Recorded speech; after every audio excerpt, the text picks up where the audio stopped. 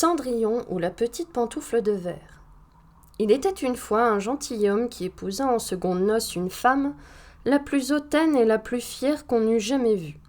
Elle avait 2 filles de son humeur et qui lui ressemblaient en toutes choses. Le mari avait de son côté une jeune fille, mais d'une douceur et d'une bonté sans exemple, elle tenait cela de sa mère qui était la meilleure personne du monde. Les noces ne furent pas plus tôt faites que la belle-mère fit éclater sa mauvaise humeur. Elle ne put souffrir les bonnes qualités de cette jeune enfant qui rendait ses filles encore plus haïssables. Elle la chargea des plus viles occupations de la maison. C'était elle qui nettoyait la vaisselle et les montées, qui frottait la chambre de madame et celle de mademoiselle ses filles. Elle couchait tout en haut de la maison, dans un grenier, sur une méchante paillasse, pendant que ses sœurs étaient dans des chambres parquetées, où elle avait des lits des plus à la mode et des miroirs où elle se voyait depuis les pieds jusqu'à la tête. La pauvre fille souffrait tout avec patience et n'osait s'en plaindre à son père qui l'aurait grondée parce que sa femme la gouvernait entièrement. Lorsqu'elle avait fait son ouvrage, elle s'allait mettre au coin de la cheminée et s'asseoir dans les cendres, ce qui faisait qu'on l'appelait communément dans le logis « Sucendron ». La cadette, qui n'était pas si malhonnête que son aînée, l'appelait Cendrillon. Cependant, Cendrillon, avec ses méchants habits, ne laissait pas d'être 100 fois plus belle que ses sœurs, quoique vêtue très magnifiquement. Il arriva que le fils du roi donna un bal et qu'il en pria toutes les personnes de qualité. Nos 2 demoiselles en furent aussi priées, car elles faisaient grande figure dans le pays. Les voilà bien aises et bien occupées à choisir les habits et les coiffures qui leur siraient le mieux. Nouvelle peine pour Cendrillon, car c'était elle qui repassait le linge de ses sœurs et qui gaudronnait leurs manchettes. On ne parlait de la manière dont on s'habillerait. Moi, dit l'aînée, je mettrai mon habit de velours rouge et ma garniture d'Angleterre. Moi, dit la cadette, je n'aurai que ma jupe ordinaire, mais en récompense, je mettrai mon bateau à fleurs d'or et ma barrière de diamants, qui n'est pas des plus indifférentes. On envoya quérir la bonne coiffeuse pour dresser les cornettes à 2 rangs, et on fit acheter des mouches de la bonne faiseuse. Elles appelèrent Cendrillon pour lui demander son avis, car elle avait le goût bon. Cendrillon les conseilla le mieux du monde et s'offrit même à les coiffer, ce qu'elles voulurent bien. En les coiffant, elle lui disait « Cendrillon, serais-tu bien aise d'aller au bal ?»« Hélas, mesdemoiselles, vous vous moquez de moi, ce n'est pas là ce qu'il me faut. »« Tu as raison, on rirait bien si on voyait un Sucendron aller au bal. » Une autre que Cendrillon les aurait coiffées de travers, mais elle était bonne et elle les coiffa parfaitement bien. Elles furent près de 2 jours sans manger, tant elles étaient transportées de joie. On rompit plus de 12 lacets à force de les serrer pour leur rendre la taille plus menue, et elles étaient toujours devant leur miroir. Enfin, l'heureux jour arriva. On partit, et Cendrillon les suivit des yeux le plus longtemps qu'elle put.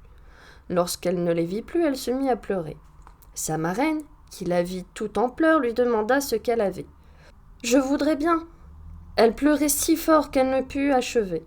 Sa marraine, qui était fée, lui dit « Tu voudrais bien aller au bal, n'est-ce pas ?»« Hélas, oui, » dit Cendrillon en soupirant. « Eh bien, seras-tu bonne fille ?» dit sa marraine.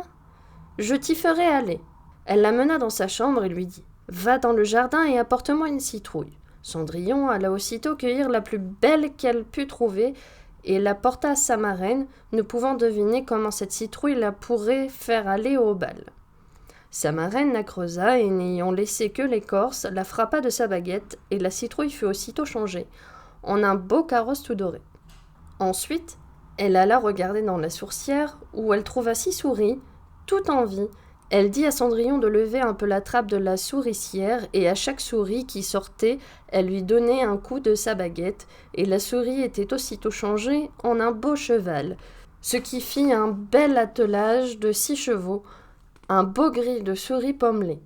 Comme elle était en veine de quoi elle ferait un cocher, « Je vais voir, dit Cendrillon, s'il n'y a point quelques rats dans la ratière, nous en ferons un cocher. »« Tu as raison, dit sa marraine, va voir. » Cendrillon lui apporta la ratière, où il y avait 3 gros rats. La fée en prit un d'entre les 3 à cause de sa maîtresse Barbe, et l'ayant touché, il fut changé en un gros cocher qui avait une des plus belles moustaches qu'on ait jamais vues. Ensuite, Elle lui dit « Va dans le jardin, tu y trouveras 6 lézards derrière l'arrosoir, apporte-les-moi. » Elle ne les eut pas plutôt apportés que la marraine échangea en 6 laquais qui montèrent aussitôt derrière le carrosse avec leurs habits chamarrés et qui s'y tenaient attachés comme s'ils n'eussent fait autre chose toute leur vie. La fée dit alors à Cendrillon « Eh bien, voilà de quoi aller au bal. N'es-tu pas bien aise ? » « Oui, mais est-ce que j'irai comme cela avec mes vilains habits ?» Sa marraine ne fit que la toucher avec sa baguette, et en même temps ses habits furent changés en des habits de drap d'or et d'argent, tout chamarrés de pierre. Elle lui donna ensuite une paire de pantoufles de verre, les plus jolies du monde. Quand elle fut ainsi parée, elle monta en carrosse, mais sa marraine lui recommanda sur toute chose de ne pas passer minuit, l'avertissant que si elle demeurait au bal un moment davantage, son carrosse redeviendrait citrouille, ses chevaux des souris, ses laquais des lézards, et que ses vieux habits reprendraient leur première forme. Elle promit à sa marraine qu'elle ne manquerait pas de sortir du bal avant minuit. Elle part, ne se sentant pas de joie. Le fils du roi qu'on alla avertir qu'il venait d'arriver une grande princesse qu'on ne connaissait point, courut la recevoir. Il lui donna la main à la descente du carrosse et la mena dans la salle où était la compagnie. Il se fit alors un grand silence, on cessa de danser et les violons ne jouèrent plus, tant on était attentif à contempler les grandes beautés de cette inconnue. On n'entendait qu'un bruit confus. « Ah ! Qu'elle est belle !» Le roi même, tout vieux qu'il était, ne laissait pas de la regarder et de dire tout bas à la reine qu'il y avait longtemps qu'il n'avait vu une si belle et si aimable personne. Toutes les dames étaient attentives à considérer sa coiffure et ses habits pour en avoir dès le lendemain de semblables, pourvu qu'il se trouvât des étoffes assez belles et des ouvriers assez habiles. Le fils du roi la mit à la place la plus honorable et ensuite la prit pour la mener danser. Elle dansa avec tant de grâce qu'on l'admira encore davantage. On apporta une fort belle collation dont le jeune prince ne mangea point, tant il était occupé à la considérer. Elle alla s'asseoir auprès de ses sœurs et leur fit mille honnêtetés. Elle leur fit part des oranges et des citrons que le prince lui avait donnés, ce qui les étonna fort car elle ne la connaissait point. Lorsqu'elle causait ainsi, Cendrillon entendit sonner 11h trois quarts. Elle fit aussitôt une grande révérence à la compagnie et s'en alla le plus vite qu'elle put. Dès qu'elle fut arrivée, elle alla trouver sa marraine, et après l'avoir remerciée, elle lui dit qu'elle souhaiterait bien aller encore le lendemain au bal, parce que le fils du roi l'en avait prié. Comme elle était occupée à raconter à sa marraine tout ce qui s'était passé au bal, les 2 sœurs heurtèrent à la porte. Cendrillon leur alla ouvrir. « Que vous êtes longtemps à revenir ?» leur dit-elle en bâillant, en se frottant les yeux, et en s'étendant comme si elle n'eût fait que de se réveiller. Elle n'avait cependant pas eu envie de dormir depuis qu'elle s'était quittée. « Si tu étais venue au bal, lui dit une de ses sœurs, tu ne t'y serais pas ennuyée. Il y est venue la plus belle princesse, la plus belle qu'on puisse jamais voir. Elle nous a fait 1000 civilités, elle nous a donné des oranges et des citrons. » Cendrillon ne se sentait pas de joie. Elle leur demanda le nom de cette princesse, mais elles lui répondirent qu'on ne la connaissait pas, que le fils du roi en était fort en peine et qu'il donnerait toute chose au monde pour savoir qui elle était. Cendrillon sourit et leur dit « Elle était donc bien belle ?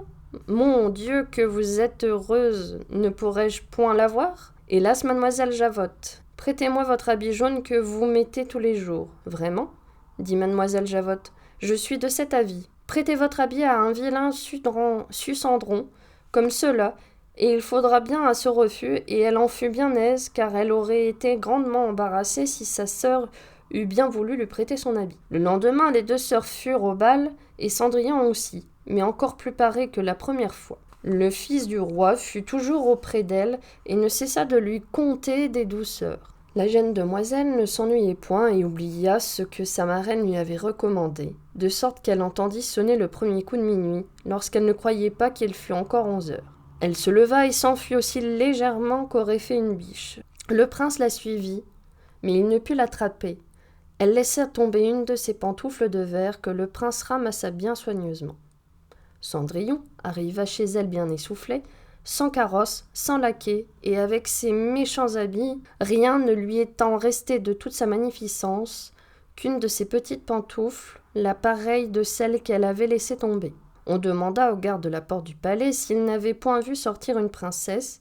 Ils dirent qu'ils n'avaient vu sortir personne qu'une jeune fille fort mal vêtue et qui avait plus l'air d'une paysanne que d'une demoiselle. Quand ses 2 sœurs revinrent au bal, Cendrillon leur demanda si elles s'étaient encore bien diverties et si la belle dame y avait été.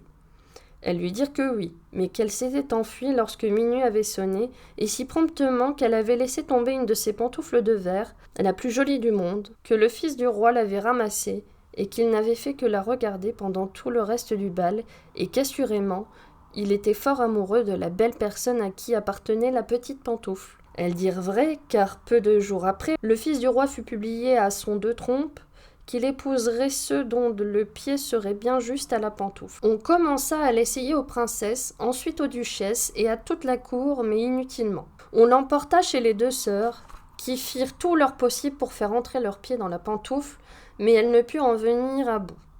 Cendrillon, qui les regardait et qui reconnut sa pantoufle, dit en riant « Que je vois si elle ne me serait pas bonne !» Ses sœurs se mirent à rire et à se moquer d'elle. Le gentilhomme, qui faisait l'essai de la pantoufle, ayant regardé attentivement Cendrillon, et la trouvant fort belle, dit que cela était juste, et qu'il avait l'ordre de l'essayer à toutes les filles.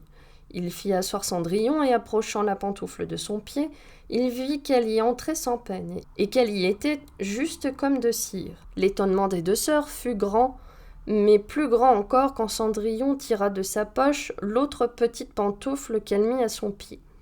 Là-dessus arriva la marraine qui, ayant donné un coup de sa baguette sur les habits de Cendrillon, les fit devenir encore plus magnifiques que tous les autres. Alors ces 2 sœurs la reconnurent pour la belle personne qu'elles avaient vue au bal.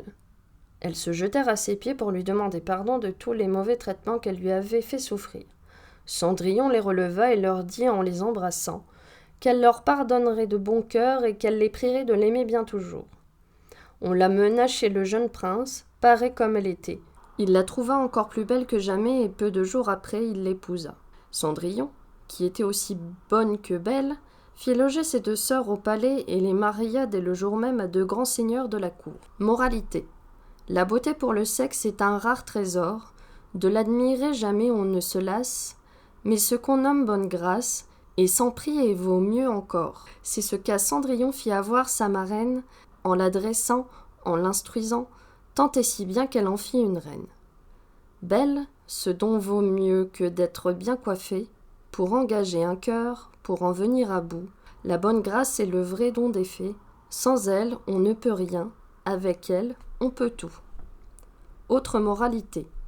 C'est sans doute un grand avantage d'avoir de l'esprit, du courage, de la naissance du bon sens et d'autres semblables talents qu'on reçoit du ciel en partage, mais vous aurez beau les avoir pour votre avancement, ce seront choses vaines si vous n'avez, pour les faire valoir, ou des parrains ou des marraines.